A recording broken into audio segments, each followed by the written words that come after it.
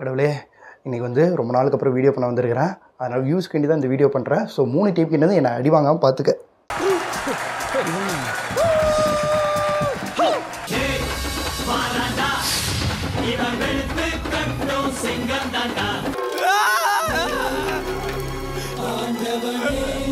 Welcome to Kalam 2020.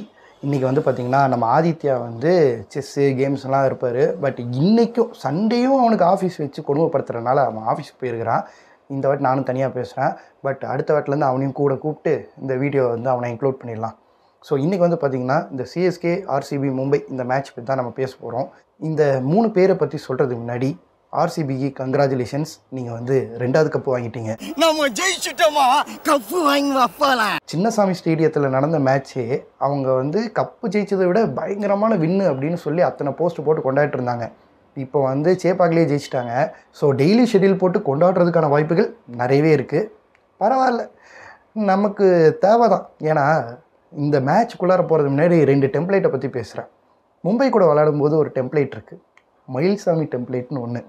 அதில் வந்து பார்த்திங்கன்னா அவங்க டீமில் யார் வேணா இருக்கலாமா, ரோஹித்து போலாடுன்னு. ஆனால் நம்மக்கிட்ட டோனிமா அப்படின்னு சொன்னதுலேருந்து நம்ம பயங்கரமாக அடி வாங்கணும். ஆனால் எகுத்தாடுறவன் பேர் தோனிமா.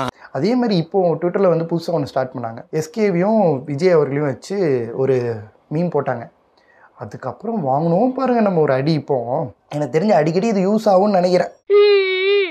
ஆனால் இந்த சிஎஸ்கே கிட்ட இருக்கிற ஒரு விஷயம் என்னென்னா, எல்லா மேட்சுமே கொஞ்சம் ஓரளவுக்கு ஜெயிச்சிருவாங்க. ஆனால் நமக்கு எப்போ ரொம்ப முக்கியம், இந்த மேட்ச்சை ஜெயிச்சே ஆகணும், வேறு வழியே இல்லை அப்படின்னு இருக்கிறோமோ, இல்லைனா இந்த மாதிரி ஒரு மேட்செல்லாம் ஈஸியாக ஜெயிக்கவே முடியாது, இன்றைக்கி சுருட்டுறோம் பார் ஆப்போனண்ட்டு அப்படின்னு நம்ம யோசிக்கிறோமோ, அன்றைக்கி வந்து நம்மளை வந்து ஒரு பயங்கரமான ஒரு ஹியூமிலேஷனுக்குள்ளார ஆளாக்கிடுவாங்க. அப்படின்னா அப்படின்னு கேட்டிங்கன்னா, நம்மளை வந்து ஒரு மாதிரி நீ வாயவே திறக்கக்கூடாதுடா, நீ எதுவுமே பண்ண முடியாதுடா, அப்படியே கூனி குறுகி ஆப்போனன்ட் அப்படியே ஒரு மாதிரி நீ வந்து அவ்வளோதான், நம்மளை முடிச்சு விட்டீங்க போங்க. நிறைய பேர் பயங்கரமாக குமுறிட்டு இருந்தாங்க. 4000 ரூபா போச்சு, 10,000 ரூபா போச்சு, ஸ்னேக் பாபுவோட ரிவெஞ்சு போச்சு, இதுக்கப்புறம் எப்படி நான் சோஷியல் மீடியாவுக்குள்ளே போக போகிறேன் அப்படின்ட்டு. அந்த வகையில் சிஎஸ்கேக்கு தேங்க்ஸ். எப்படா இந்த சோஷியல் மீடியா விட்டு வெளில வர போகிறேன், ரொம்ப டாக்ஸிக்காக இருக்குது, ரொம்ப நேரம் நம்ம அதிலே இருக்கிறோம், என்ன பண்ணுறனே தெரிலையே, இதுக்கப்புறம் சோஷியல் மீடியா சைடே போகக்கூடாதுன்னு யோசித்தேன். அதுக்கேற்ற மாதிரி தோத்துட்டாங்க. ஆர்சிபி ஃபேன்ஸ் நம்மளை வச்சு செஞ்சுருப்பாங்க. ஸோ அதனால் அந்த சைடு எட்டி பார்த்தா நம்மளை பயங்கரமாக கலாய்ச்சிருப்பாங்க அப்படின்னு சொல்லிட்டு அந்த சைடில் போகாமல் விலகிட்டேன். இப்போ வந்து ப்ரொடக்டிவாக வீடியோ பண்ணி அதை சோஷியல் மீடியாவில் அப்லோட் பண்ண போகிறேன். பரவாயில்ல, இதெல்லாம் நமக்கு என்ன புதுசா? ஒன்றும் புதுசு இல்லை ப்ரோ. ஆனால் உண்மையை சொல்லி ஆகணும், ஆர்சிபி வந்து உண்மையாலே அவங்க ஃபேன்ஸ் வந்து ரொம்ப இந்த வாட்டி வாய் விட்டுருக்குறாங்க. நம்ம தோத்தோன்னா கண்டிப்பாக அடி வாங்குவாங்க, அதனால் நம்ம ஜெயிச்சே ஆகணும்னு அவ்வளோ இன்டென்ஷனோடு விளாண்டாங்க. ஆனால் நம்ம டீமு நாங்கள் வந்து எதில் பயங்கரமாக சொதப்புறோம் அப்படிங்கிறத கண்டுபிடிங்க அப்படின்னு சொன்ன மாதிரி பவுலிங் சிறப்பு, ஃபீல்டிங் அதை விட சிறப்பு, பேட்டிங் ஒவ்வொன்றும் சலிச்சதில்லை அப்படிங்கிற மாதிரி செம்மையாக கொண்டு போயிட்டாங்க. மும்பை மேட்ச் இருக்குதே, அதை வந்து சொல்லி ஆகணும் இந்த இடத்துல. சிஎஸ்கே மும்பை கூட ஜெயிக்கிறதுலாம் இப்போலாம் வந்து பெருசாக பயம் இல்லை, எப்படியாச்சும் ஆர்சிபி கூட வின் பண்ணணும் அப்படிங்கிற மாதிரியான அந்த மைண்ட் செட் மாறிடுச்சு. ஆனால் நம்ம எப்போ மைண்ட் செட்டை மாற்றுறோமோ அப்போ மும்பை கூட ஈஸியாக ஜெயிச்சுட்டு இப்போ ஆர்சிபி கூட தோக்க ஆரம்பிச்சிட்டாங்க. இதுதான் காலங்காலமாக சிஎஸ்கே பண்ணிகிட்டு இருக்குது. இப்போவும் சிறப்பாக பண்ணிடுச்சு. ஆனால் மும்பை தோத்துடுச்சுல, நம்ம கூடயே தோத்துருச்சு, அடுத்த மேட்சும் தோத்துச்சு. ஆனால் அவங்க ஃபீல் பண்ணுறாங்க அப்படின்னா, எங்களுக்கு தான் வந்து ரோஹித் கேப்டன்சியில் இல்லையே, அதனால் நாங்கள் தோற்ற பிரச்சனை பண்ண மாட்டோம், ஹார்திக் தானே வேணே தோக்கட்டும், நாங்கள் தோற்றாலும் ஜெயித்தாலும் நோ ப்ராப்ளம், உங்ககிட்ட தானே தோற்றுட்டு போகிறோம், பரவாயில்ல, எங்கிட்ட 5 கப்பு இருக்குது, அப்படி ஒரு மைண்ட் செட்டுக்கு மாறிட்டாங்க. இப்போ அவங்கள நம்ம ஜெயிச்சா கூட பெருசாக நமக்கு வந்து ஒரு மாதிரி இல்லை. ஃபஸ்ட்லாம் அவங்க நம்மளை ஜெயிக்கும் போது நமக்கு வந்து ஒரு கடுப்பு இருக்கும்ல, இப்படியா நம்ம ஜெயிச்சிடும் அப்படின்ட்டு. இப்போ அவங்கள நம்ம ஜெயிக்கும் போது அந்த மாதிரி ஒன்று இல்லவே இல்லை. ஆர்சிபி கிட்ட தோக்கும் போது தான் அப்படி இருக்குது. இனிமேல் ஆர்சிபி கிட்ட ஜெயிச்சா தான் நமக்கு அப்படி ஒரு சந்தோஷம் கிடைக்கும். ஆனால் அது கிடைக்க விட மாட்டாங்களே. சரி விடுங்க, 17 வருஷமாக சேப்பாக்கில் வந்து ஆர்சிபி வின் பண்ணாமலே இருந்துச்சு, இப்போ வின் பண்ணிட்டாங்க. இதுக்கப்புறம் நம்ம வந்து என்ன டெம்ப்ளேட் யூஸ் பண்ணால், இப்போ என்ன, நீ ஜெயிச்சிட்டா நான் தோத்துட்டோம், நான் அவ்வளோதான் ஒத்துக்கணும், நான் தோத்துட்டேன் அப்படின்னு சொல்லிட்டு விஐபி டெம்ப்ளேட் யூஸ் பண்ணிடலாம். ஏன்னா உண்மையிலே நம்ம தோத்துட்டோம்ல.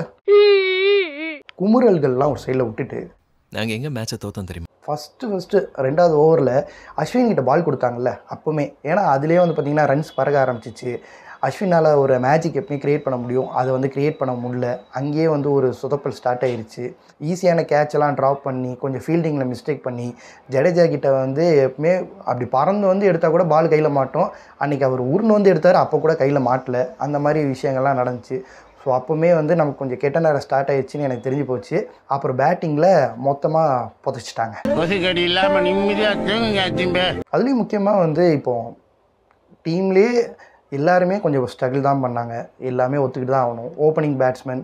ஓப்பனிங் பேருங்கிறது சிஎஸ்கேக்கு ஒரு வரம் மாதிரி. பட் அதை வந்து திருப்பாட்டி கொஞ்சம் யூஸ் பண்ணுவாரா அப்படின்னு பொறுத்து வந்து பார்க்கணும். கொஞ்சம் நிதானமாக விளாண்டுருக்கலாம். அவரும் விளாண்டுருக்கலாம், தீபக்கூடாவும் விளாண்டுருக்கலாம், கொஞ்சம் எடுத்துகிட்டு போயிருக்கலாம். ருத்ராஜ் வந்து ஓகே, அவர் விளையாடுறாரு, ஒரு மேட்ச் சொதப்பிடுச்சு, ஒன்றும் சொல்ல முடியாது. இப்படி ஏகப்பட்ட குமுறல்கள் இருக்குது. ஆனால் இது எல்லாத்தையும் விட்டுட்டு எல்லாரும் ஒரு விஷயத்தில் கரெக்டாக வந்து நின்றுவாங்க. இது எல்லாத்துக்கும் யார் காரணம் தெரியுமா அப்படின்ட்டு. ஆனால் பாருங்களேன், நானும் பைத்தியம் மாதிரி இந்த கமெண்டேட்டர்ஸ்லாம் சொல்கிற மாதிரி பால் இப்படி போட்டுக்கலாம்டா, பால் அப்படி போடுறா அப்படின்னு சொல்லிட்டு என்னமோ இது சொல்லிட்டு இருக்கிறேன். அவங்களுக்கே கேட்குற மாதிரி. இப்போ பேசினா மட்டும் என்ன கேட்கவா போகுது, ஆனால் நமக்கு என்ன வேவ் லென்த்தில் இருக்குன்னு தெரிஞ்சுக்கலாம் அப்படின்னு சொல்லிட்டு தான் நான் பேசிகிட்டு இருக்கிறேன். அவரே சொல்கிறாரா? Very good very good. எல்லாருமே வந்து கடைசியில் ஒரு ஆளை அப்படி குறி வச்சு இவரால் தான் தோற்றோம் அப்படின்னா அது எப்பயுமே வந்து நிற்கிறது டோனி தான். ஏன்னா ஜெயித்தாலும் கடைசியில் அவருக்கு தான் வந்து ஒரு பெருமை வந்து சேர்ற மாதிரி. எத்தனை பேர் அடித்தாலும் டோனி அடித்த அந்த ஒரு 6 தான் நம்ம ஜெயித்தோம் அப்படின்னு சொல்லி பயங்கரமாக எல்லோரும் சொல்கிற மாதிரி, தோத்தாலும் கடைசியில் அது டோனி பேர்லாம் முடியும். அதுவும் முக்கியமாக அஸ்வினுக்கும் அடுத்து டோனி வந்தோடனே கொஞ்சம் எல்லாருக்கும் மனசங்கடமாயிருச்சு. நல்ல வேலை. எனக்கு இருந்த ஒரு சந்தோஷம் என்னென்னா, அஸ்வினுக்கு அப்புறமும் இன்னொரு பேட்டிங் வித் பவுலிங் ஆல்ரவுண்டர் கிடையாது.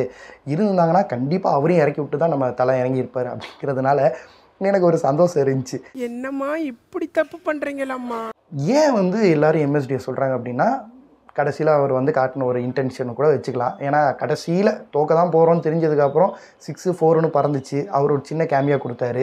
எல்லோரும் என்ன, இது முன்னாடியே வந்து ஒரு 4 விக்கெட் போகும்போதே கூட ஒரு பார்ட்னர்ஷிப் கொடுத்து அப்படியே மேட்ச் எடுத்துகிட்டு போயிருந்தாங்கன்னா இன்னும் நல்லா இருந்திருக்குமே அப்படின்னு ஒரு தாட் தான். பட் எனக்கு என்னென்னா, அவருக்கு வயசாயிடுச்சு. அவர் வந்து அந்த மாதிரி பண்ண ஒரு லெகசிலாம் ஓகே தான், எப்பவுமே வந்து ஜெயிச்சு கொடுப்பாரு தான். பட் இப்போவும் அப்படியே நம்ம டிபெண்ட் பண்ண முடியுமா அப்படிங்கிறது தான். ஏன்னா டீம் வந்து பார்த்திங்கன்னா மொத்தம் 11 பேர். இப்போ வந்து எக்ஸ்ட்ராவாக ஒரு பிளேயர் கூட எடுத்துக்கலாம். அப்படிங்கும்போது அவங்களாம் சேர்ந்து வின் பண்ணாத இந்த ஒரு மனுஷங்கிட்ட, அதுவும் 43 வயசில் இருக்க ஒரு மனுஷங்கிட்ட நம்ம கேட்க முடியுமா அப்படின்னு எனக்கு இப்போ தோணுது.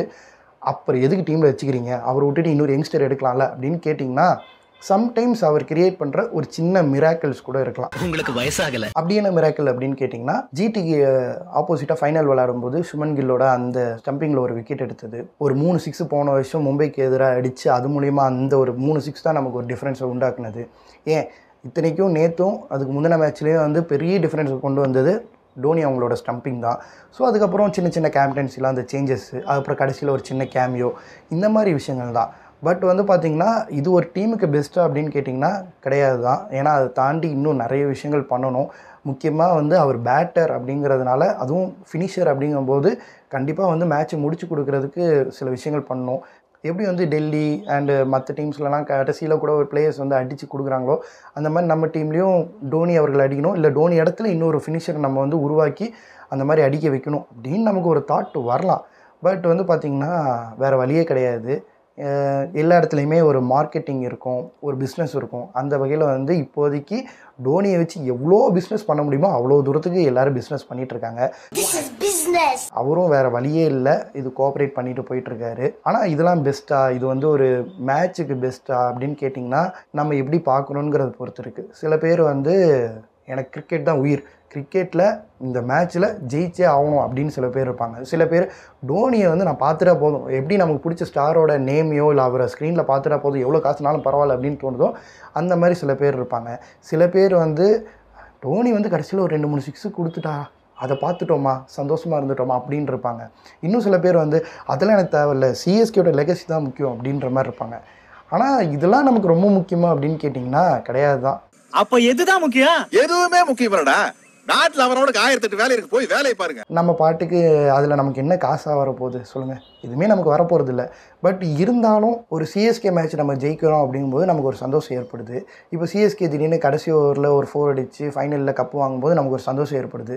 அந்த சந்தோஷத்தினால அடுத்து நம்ம சில விஷயங்கள் ஹாப்பியாக பண்ணுறோம், அது மூலிமா நம்ம லைஃப் கொஞ்சம் சேஞ்ச் ஆகுது. இந்த மாதிரி தான் ஒவ்வொரு விஷயத்துலையும் நம்ம அட்டாச் ஆகுறது. நமக்கு பிடிச்ச ஒரு ஹீரோட படம் ஹிட்டாக வரல ஆரம்பித்து எல்லாமே இந்த மாதிரி தான் வந்து கடைசியில் ஒரு இடத்துல டாட்டாக வந்து முடியுதுன்னு வச்சுக்கோங்களேன். எல்லாமே ஒரு இன்விசிபிள் பாண்ட் மாதிரி இருக்குது. ஸோ அப்படி இருக்கும்போது ஒரு சில பேர் வந்து மேட்ச் ஜெயிச்சே ஆகணும், அப்போ தான் லைஃபே மாறும் அப்படிங்கிற மாதிரி யோசிப்பாங்க. சில பேர் டோனியை பார்த்தா போதும் எனக்கு அது சந்தோஷம்னு இருப்பாங்க. ஸோ பிஸ்னஸும் இதுக்குள்ளே இருக்கனால எல்லாமே ஒரு ஓவரால் டேக்காக தான் நம்ம எடுத்துக்க முடியுது. இது மூலிமா நமக்கு ஏதாச்சும் கிடைக்கும் அப்படின்னு யோசிச்சிங்கன்னா கிடையாது. நம்ம லைஃப்பில் நம்ம அச்சீவ் பண்ணுறத வச்சு தான் நம்ம எதாவது பண்ண முடியும். அதனால் மேட்சாக பாருங்கள். ஜெயித்தாலும் தோற்றாலும் பிரச்சனை இல்லை. ஆனால் ஆர்சிபி வந்து பயங்கரமாக பண்ணாங்க. ஸோ அவங்களுக்கு நான் சொல்ல வேண்டியது ஒன்று தான், அருமை, அட்டகாசம், கொய்யாலே ஜஸ்ட் மிஸ். பட் இந்த பிஸ்னஸ் சம்மந்தமாக இது கரெக்டாக தப்பா அப்படிங்கிறத வந்து எனக்கு தெரிஞ்சு இன்னும் நான் டைம் எடுத்து கொஞ்சம் ரைட் அப் பண்ணிவிட்டு நான் வந்து பேசினா அது கிளியராக இருக்கும். பட் என்னோடய ஸ்டாண்ட் வந்து பார்த்திங்கன்னா அது யோசிச்சு தான் சொல்ல முடியும். பட் எனக்கு வந்து டீமும் வின் பண்ணணும், டோனி வந்து கடைசியாக சேப்பாக்கில் ஒரு கப்பு அடிக்கணும் அப்படின்னு யோசிக்கிறனால இத்தனை வருஷம் லெகசியில் அவரால் ஃபிட் அண்ட் ஃபினிஷாக இருக்க முடியுது.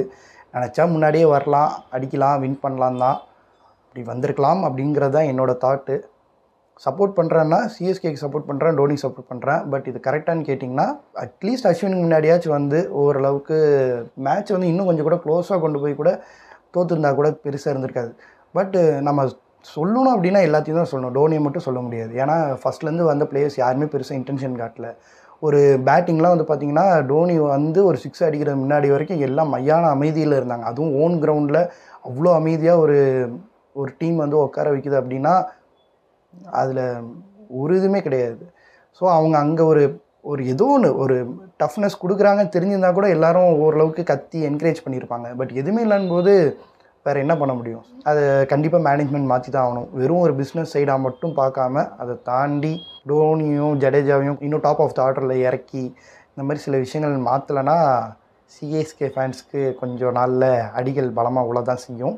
நம்ம வாங்கி தான் ஆகணும், வேறு வழி இல்லை.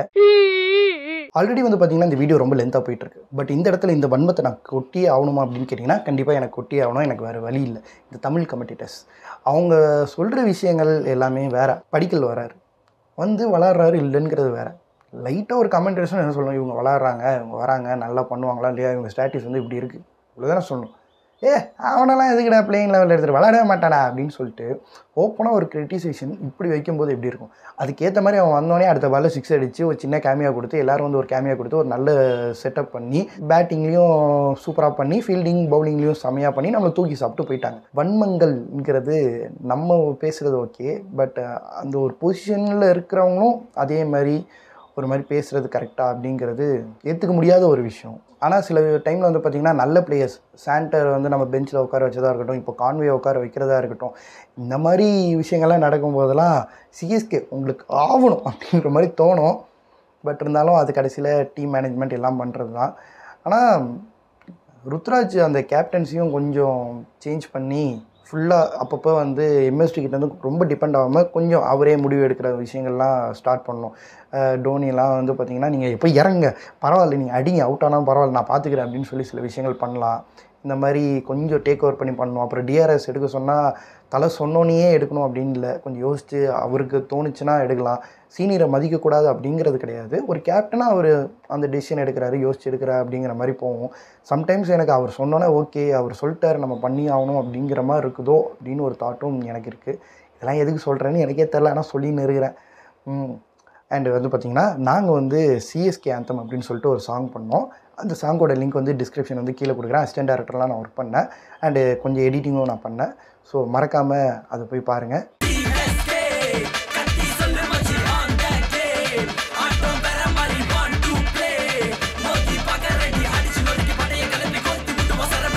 அண்ட் எப்பவும் போல் இந்த கலாம் 2020 சேனலுக்கு சப்போர்ட் பண்ணுங்கள். Love you, thank you.